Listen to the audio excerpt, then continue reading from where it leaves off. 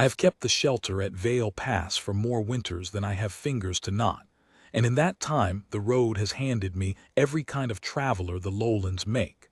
I have warmed merchants too proud to thank me and soldiers too tired to lie. I have closed the eyes of two who reached my door and no farther.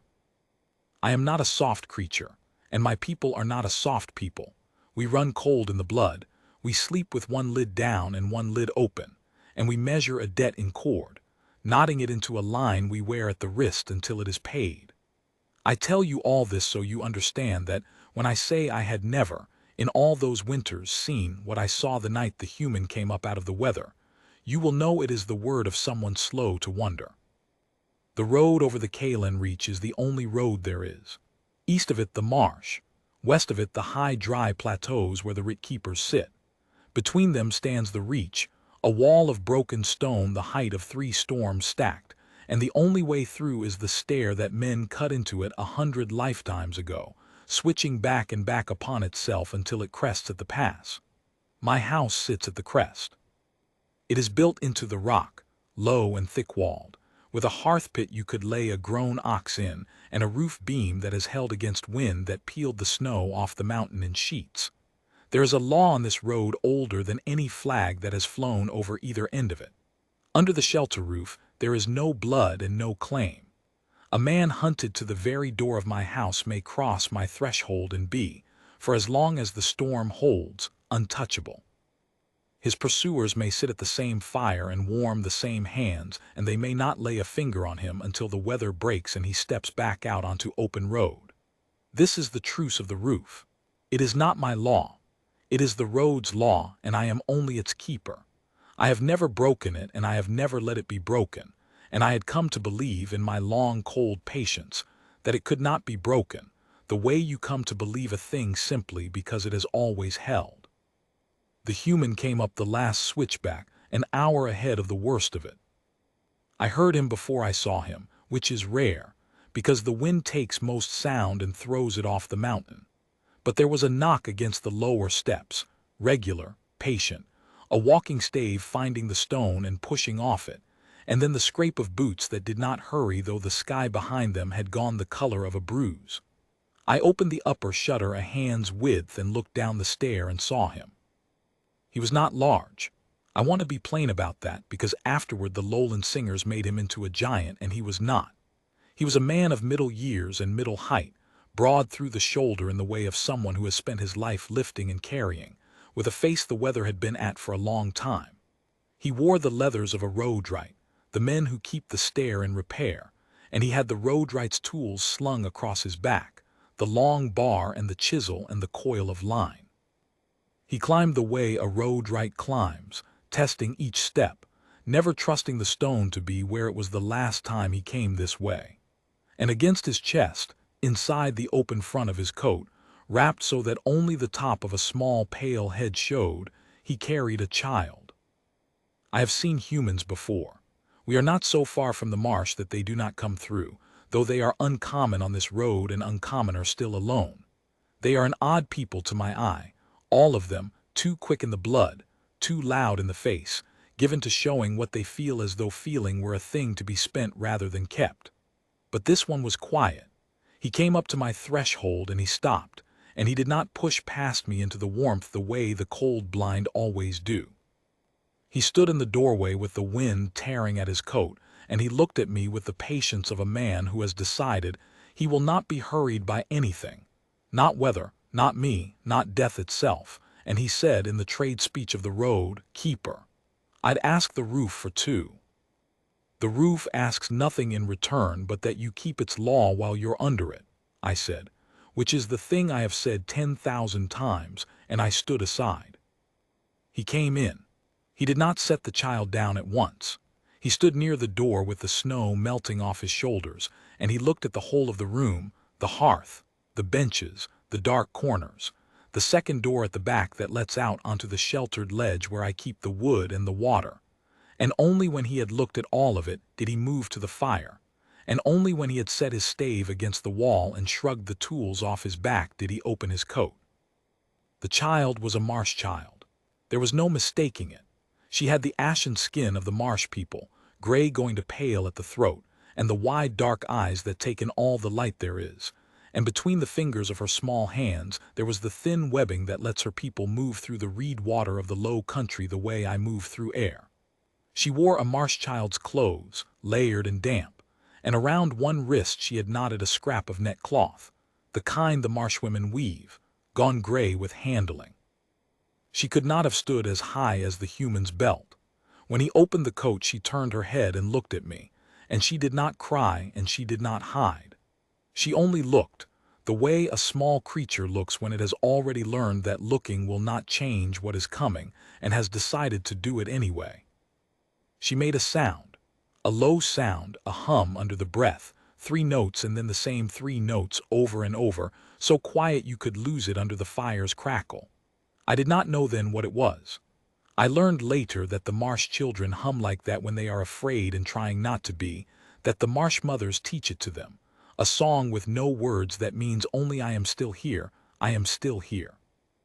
She hummed it the whole first hour she was in my house, and the human did not tell her to stop, and I did not tell her to stop, and after a while I stopped hearing it as fear and started hearing it as the only true thing being said in that room. She walks, I asked him, because I am a keeper and I keep track of what comes through my door and how. She walks, he said. When the steps aren't so high, she's tired. He had her sitting on the bench now, close to the hearth pit but not too close, the way you set down something you have learned the heat of. He was working her wet outer layer off her, slow, careful of the webbed hands, and I saw that his own hands were scarred across the backs from a road-right's life, and that he gentled them anyway, the way a heavy thing can be made to move lightly if the one moving it has decided it must be. She's tired and she's cold and she hasn't eaten since the morning. If the roof has broth, I'll pay for it. If it doesn't, I'll make do. The roof had broth. I keep a pot of it always, a marrow broth of the high goats, because half of what comes up my stair comes up half frozen, and broth is the first thing a cold body can take. I ladled it and I brought it, and I will tell you a thing I have not told the singers, because the singers want the human to be a flame, and he was not a flame. He was a banked coal that does not go out. When I brought the broth he did not take it for himself first, though he had climbed the whole stair in the cold and earned it. He took it to the child. He held the bowl and he did not push it on her. He set it in her webbed hands and he closed his scarred hands around her small ones so she would not drop it, and he waited, and only when she had drunk did he let go and take the second bowl I had ladled, and he drank it standing, watching the door. I have warmed a great many travelers. I have never seen one warm the smaller one first as though it were not a choice at all, as though it were simply the order things were done in. "Where do you carry her?" I asked. "Over the pass," he said. "West. There's a holding on the dry side that takes the ones who of nowhere. I've carried others there." "You're a roadwright." "I am. Roadwrights mend the road. They don't carry marsh children west over it." He looked at me then full, and there was no heat in it, only that level patience that I was coming to understand was the whole shape of him. "I was mending the 7th switchback," he said, 3 days down where the spring undercuts it, and she came up the stair out of the marsh, walking alone in the wrong clothes for the height, so I stopped mending the road and I carried her. He drank. That's all of it. There's no more to the story than that. People want there to be more. There isn't. There was more, of course. There is always more. But I have come to think he believed what he said, that he had not done a great thing, that he had only done the next thing the road put in front of him. And that the next thing happened to be a child. I have turned that over many winters. I think it is the truest thing I know about humans, and the thing my own people least understand about them. We would have knotted the debt. We would have weighed it, the cost of the child against the cost of carrying her, and we would have made a clean reckoning, and most of us, in honesty, would have walked on, because the marsh was already lost, and one child does not unloose a marsh. He did not weigh it. He did not knot it. He simply could not put the child back down, and he had built no part of himself capable of doing so. The storm came down full an hour after he crossed my threshold, and with it came the dark, and I thought that was the whole of the night, one quiet human, one humming child, a fire, a storm. I have learned to mistrust the nights that begin quiet. It was past the deep of it when I heard the second knock. It was nothing like the human's knock. The human had found the stone with his stave, patient, asking. This was the butt of a spear haft against the lower step, and then against the next, and the next, climbing, not testing the stone but striking it, the way the strong climb when they want the climbing to be heard. I knew the sound. Every keeper on every mountain road has learned to know it. I went to the shutter, and I opened it a hand's width into the screaming dark, and I looked down, and the switchbacks below me were full of light. They carried lamps, the cold, steady lamps the writ keepers use, and by the lamps I counted them as they came up out of the dark, and I stopped counting at 20 because past 20 it does not matter, the number is too many. They came in a column, 2 abreast where the stair allowed it, and at the front of them came one who carried no spear and wore no armor, only a long dry-side coat and a satchel at the hip, and even in that wind he climbed without hurry, the way a man climbs who has never in his life had to fear what waited at the top. I knew what they were before I could have told you how I knew. The marsh had a word for them by then. The tally. I will tell you what the tally is because the singers say it wrong. They make it a thing of fangs and fire. And it was worse than that. It was a thing of cord and ink. When the dry side broke the marsh, and the marsh was broken before the human ever set foot on my stair, broken in the slow way, the dams turned, the reed water drained, the low country made dry, and the marsh people made into something with no country to be the people of. When that was done, the writ keepers did not put the marsh to the spear. There is no glory in the spear, and the dry side is a careful people. Instead they wrote a writ.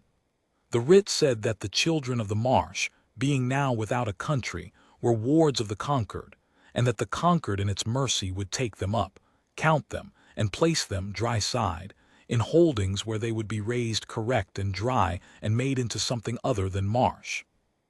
And the tally rode the broken country, counting the children and collecting them, gently, lawfully, with no blood spilled. And the marsh mothers who had hidden their small ones in the last of the reed water learned that the gentlest hand can be the one that empties a people most completely, because in a generation there would be no child who had grown up in the marsh, and so no one who remembered the marsh, and so no marsh, only a story the old ones told until they died of being old. That is what the tally is. It does not kill children.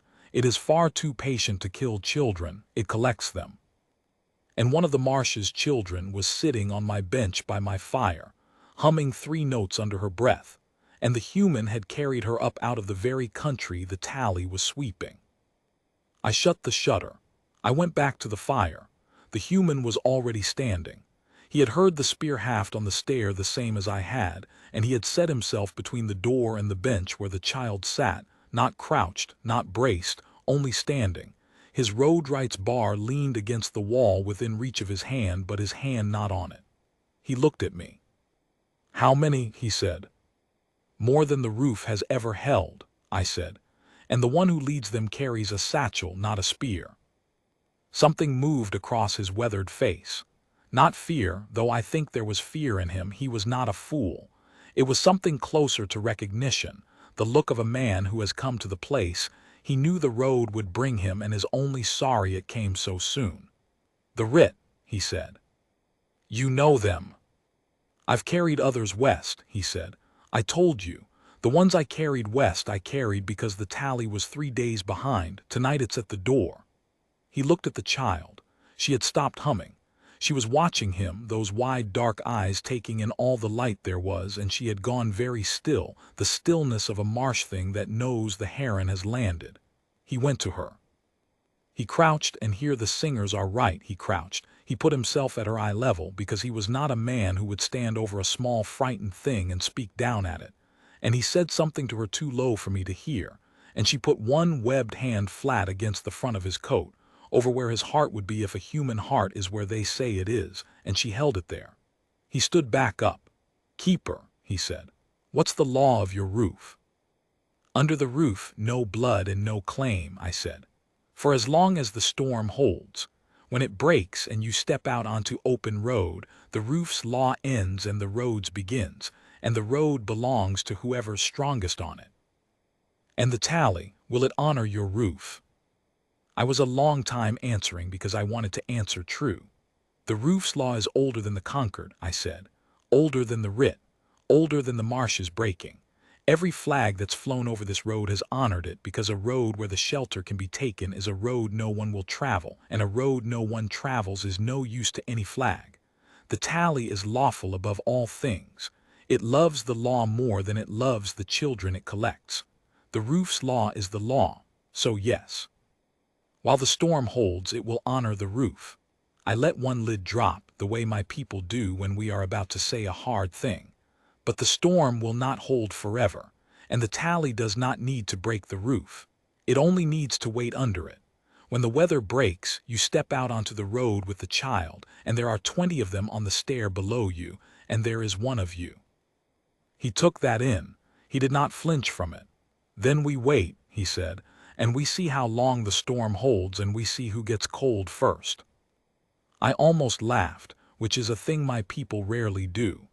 You think to outweight the tally. It has counted children through 3 winters. It will sit at this fire and drink my broth and wait until the snow itself gives up. Maybe, he said, but it has to climb back down the stair in the end. And so do I, and I've mended that stair with my own hands, every step of it 3 times over. I know which steps hold and which ones lie. He picked up the Roadwright's bar finally, and he did not brandish it, he only held it, the way a man holds a tool he is used to. Let them up, keeper. The roof's law is the roof's law. I won't be the one to break it. Let them in out of the cold, and we'll all of us sit by your fire like civilized things, and we'll see what the morning makes of us. So I let them up. I went to the door and I opened it, and the wind came in like a living thing, and behind the wind came the tally. They came in 2 by 2, the lamp carriers and the spear carriers, and they filled my house the way water fills a low place, and they stamped the snow from their boots, and they looked at the human, and at the child with the flat, incurious eyes of men who have seen 10,000 children and learned to see none of them. And last of all came the one in the dry-side coat, and he ducked under my lintel and straightened up and looked around my house with the satchel at his hip, and he was, I will tell you, the most ordinary creature I have ever feared. He was not large. He was not fierce. He had a mild, tired, reasonable face, the face of a man who keeps accounts, and when he saw the human standing between the door and the child, he did not reach for any weapon because he did not carry one. He only set his satchel on my table, and he opened it, and he took out a writ.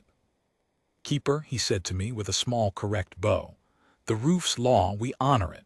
Not a hand will be raised under your roof. You have my word and the Concord's word, which is the same word. Then he turned to the human, and his voice did not change at all. It stayed mild and tired and reasonable, and that was the worst of it. Roadwright, he said. You've something of the Concord's, a ward, unplaced, walking the road without a writ of passage. He set the document on the table and smoothed it flat with 2 fingers. I'm a reeve of the 2nd seat. I count and I place. The child is counted now. The moment I lay eyes on her, that's the law. The counting happens in the seeing. So she's placed. There's a holding 3 days dry side that will take her. You've been carrying her there yourself, I think. You can give her to me and the road ends easier for both of us, or you can carry her to the same place with 20 of mine behind you the whole way. Either road runs to the same door. I'd take the easier one. And here is where I expected the human to shout, because humans shout. It is their way. They spend their feeling out loud. He did not shout. He stood there with his Roadwright's bar in his hand, and he looked at the writ on my table, and then he looked at the reeve, and when he spoke his voice was as level and as quiet as the reeve's own, and that, I think, was the first moment the reeve felt anything at all, because a mild man is never so unsettled as when his mildness is met and matched. What's her name? The human said. The reeve blinked. The ward. You counted her, the human said.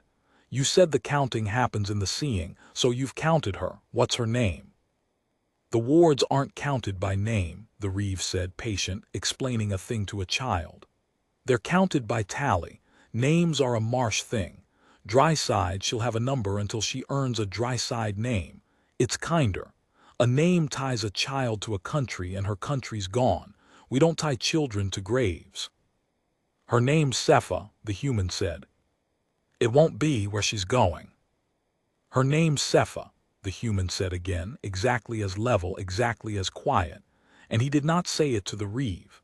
He said it to the child over his shoulder, not turning, and the child, who had been silent since the door opened, made a small sound. And then, lo, 3 notes, and then the same 3 notes, she began again to hum.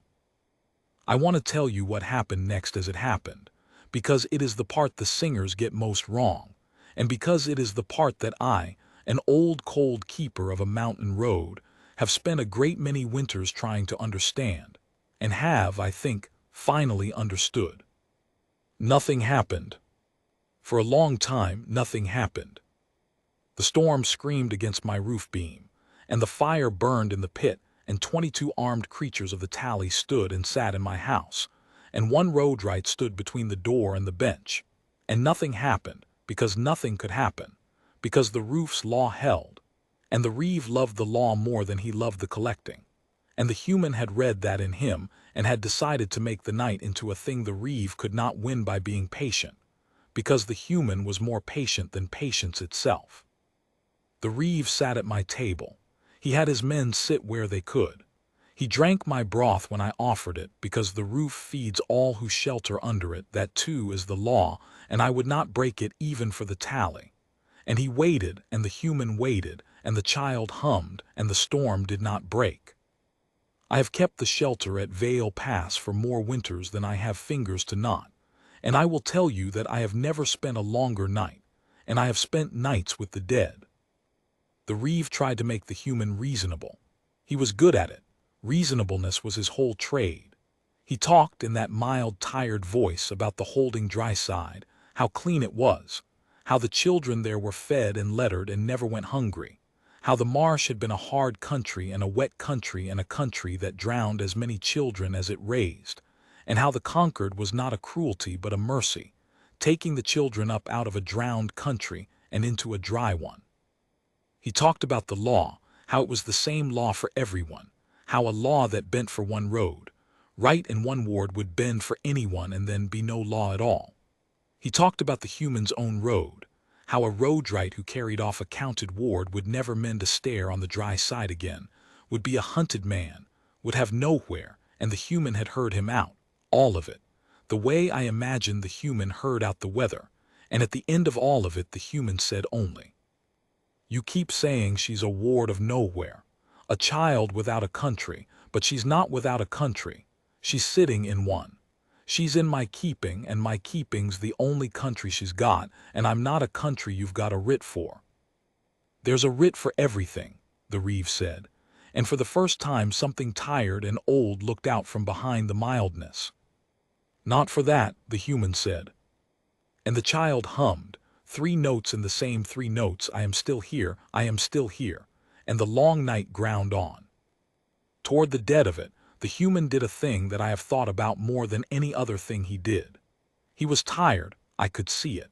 The climb and the cold and the hours of standing had worn even him, and he could not sit, because to sit was to be lower than the standing spearmen, and a man does not let himself be made low in front of those who have come for the child in his keeping. So he stood, but he was failing, and the reeve saw it, and the reeve settled deeper at my table with the small, awful patience of a creature that has decided to win by simply being there longer. And the human, instead of letting them watch him fail, turned his back on the whole armed room. He turned his back on 20 spears, and he crouched down in front of the child, and he took the roadwright's coil of line off his shoulder, and he began slowly to teach her a knot. I am a knot-keeping people. We mark our debts in cord. I knew the knot he was teaching her. It is a roadwright's knot, the kind that holds a line to a stake when the stake is set in bad stone, a knot that grips harder the more you pull against it. He took her small webbed hands and he showed her the over and the under and the pull, and she got it wrong. And he showed her again, patient, no hurry, as though there were not 20 spears at his back, as though the only thing in the world that mattered was that this one small child should learn this one good knot. And she got it wrong again, and he showed her again, And the third time she did it, the line bit and held, and she looked up at him with those wide, dark eyes, and I had not seen it before that moment, and I never forgot it after. She smiled. A marsh child smiled in my house, with the tally 3 feet away, and the human had made it happen by turning his back on the spears and giving her a thing she could hold instead of the fear. And I understood then what the reeve never could, though the reeve was the clever creature by far. The reeve thought the contest was over the child, who would have her, who would place her, whose writ would prevail. The human did not think the contest was over the child at all. The human thought the contest was over the night. The human had taken the whole weight of the night, the spears, the writ, the cold, the climb, the fear, and he had gathered all of it onto himself and held it there, every ounce, so that none of it would reach the child, so that the child could sit by a fire and learn a knot and smile, and that, I came to see, was the only victory the human cared to win. Whatever the morning brought, the child had had this, one fire, one knot, one smile, one night where the worst of it was carried by someone else. He could not stop the morning, but he could carry the night, so he carried it. The storm broke an hour before dawn. I felt it before I heard it, the way a keeper does, the change in the pressure against the roof beam, the slackening of the wind's scream into a wind's complaint, and then the long settling silence that means the worst of it has rolled off the mountain and gone to trouble the dry side. The reeve felt it too. He had been still for hours, dozing perhaps, in the way of a creature that does not truly rest, and now he opened his mild, tired eyes and listened, and a small satisfaction settled onto his ordinary face, because the roof's law ends when the storm ends, and the road's law begins, and on the road there were 20 of him and one rode right with a bar. He stood, he smoothed the writ flat on my table one last time. "Storm's breaking, keeper," he said to me, courteous, correct. "The roof's law thanks you, will trouble you no further under it." And he turned to the human, and the mildness did not leave his voice even now. "Road right. When the keeper opens that door onto open road, your country ends. There's no writ for keeping," you said, and you're right, there's no writ for it because it isn't a thing the law sees, and a thing the law doesn't see can't protect a child. Out there it's the road's law, and the road's law is whoever's strongest. Give me the ward now, under the roof, where no hand's been raised, and walk out of here a free man. Or carry her out onto the road, and we take her on the road and you with her, and the only difference is how the morning ends for you." He held out his hand, palm up, mild, reasonable, terrible. "Sepha," he said, using the name for the first time and using it like a tool. "Give me Sepha." And the human, who had not raised his voice the whole long night, raised it now, not to a shout, never a shout, but to a thing that filled my house the way the wind had, low and hard and final. "You don't get to say her name," he said. "I have turned the next part over more than any other, and I will tell it to you plainly, without the singer's fire, because the truth of it is harder than the fire, and I am too old to spend my last winters telling it wrong." The human went to my door, and he opened it himself, onto the dawn and the broken storm and the open road, and the reeve smiled his small, satisfied smile, because the human had opened the door, and that meant the roof's law was spent, and the road's law was come. And the human stepped out onto the top step of the stair with the child against his chest inside his coat, and the tally came after him, the spearmen first, eager now, out from under the roof and onto the road where they were 20 and he was 1. But the human was a road right. He had mended that stair, every step of it, 3 times over. He had told me so, and I had not understood what he was telling me. He knew which steps held and which steps lied. And in the long night, while the reeve had been winning the contest of patience, the human had not only been teaching a child a knot.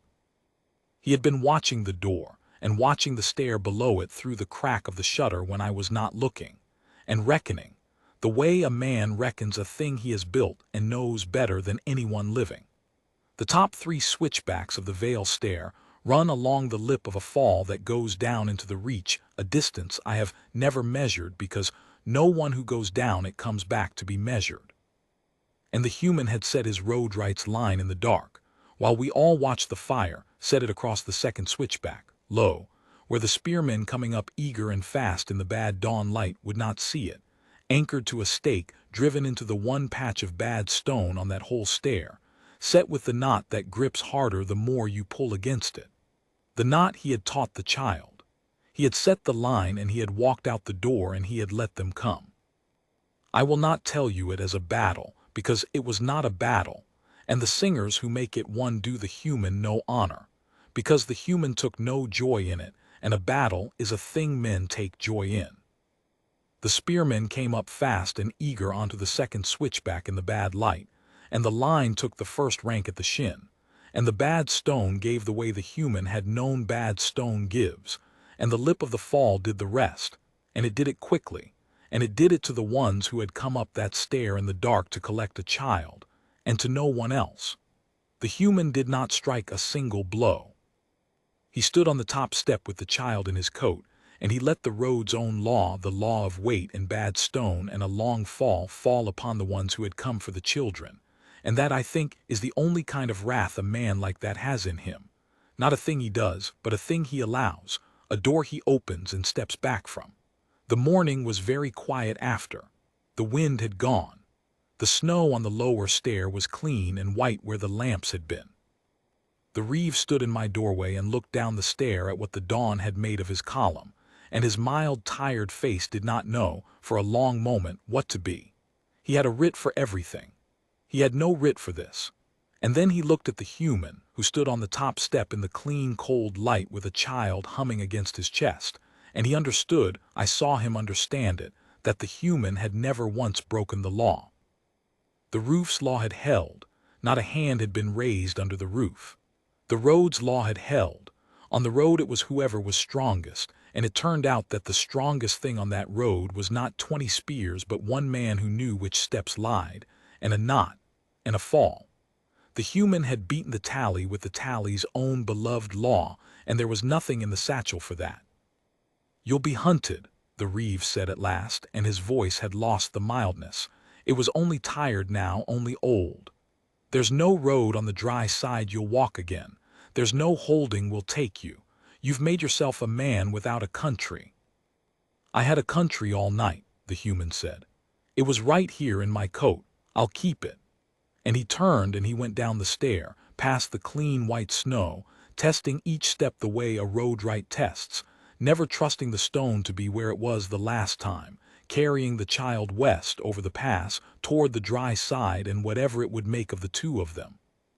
The reeve did not follow. He had no column to follow with. He stood in my doorway a while longer, and then he gathered his satchel and his writ off my table, and he went down the stair the other way, east, back toward the broken marsh, alone, a man who counted children for a living walking back down a mountain having lost the only one he had ever named. I have wondered since whether he ever counted another. I like to think the night cost him something. I am old enough to know it probably did not. The mild ones are the hardest to break. I have kept the shelter at Vale Pass for many winters since, and I have told this story only a few times, and never the way the singers tell it, because the singers want the human to have been a flame, and he was not a flame. He was a banked coal that does not go out. He did not save the marsh. The marsh was lost before he ever climbed my stair, and one child does not unloose a marsh. He did not even, in the end, change the law, or the concord, or the tally, which I am told counts children still, somewhere gently lawfully. He changed one night. He took one night that should have ended with a child counted and placed and made into a number, and he carried the whole weight of it on his own back, so that it ended instead with a child by a fire who had learned a good knot and smiled. That is a small thing to set against the breaking of a whole people. I used to think it was too small to be worth the cost. I have stopped thinking that. My people knot our debts in cord and wear them at the wrist until they are paid. The night the human came up out of the weather, the child knotted a road-right's knot for the first time, the kind that grips harder the more you pull against it, and she got it right on the third try, and she smiled. I keep a cord at my own wrist now with that knot in it, the over and the under and the pull. It is not a debt. There is no one to pay it to. The human is long over the pass and gone, and where he went I never learned, and whether the dry side made anything kinder of him and the child than the marsh would have, I will never know. It is not a debt. It is only a knot, the kind that holds in bad stone, the kind a man taught a child to make with his back turned to 20 spears, because he had decided that the worst of the night would reach him and not her. And a man who decides a thing like that and then does it is, I have come to believe, the truest thing the long, cold road ever handed up to my door. They came to my mountain with a writ that called her a ward of nowhere. He climbed down the far side of it carrying the only country she had. I have kept the shelter many winters, and I have never seen its like, and I no longer expect to.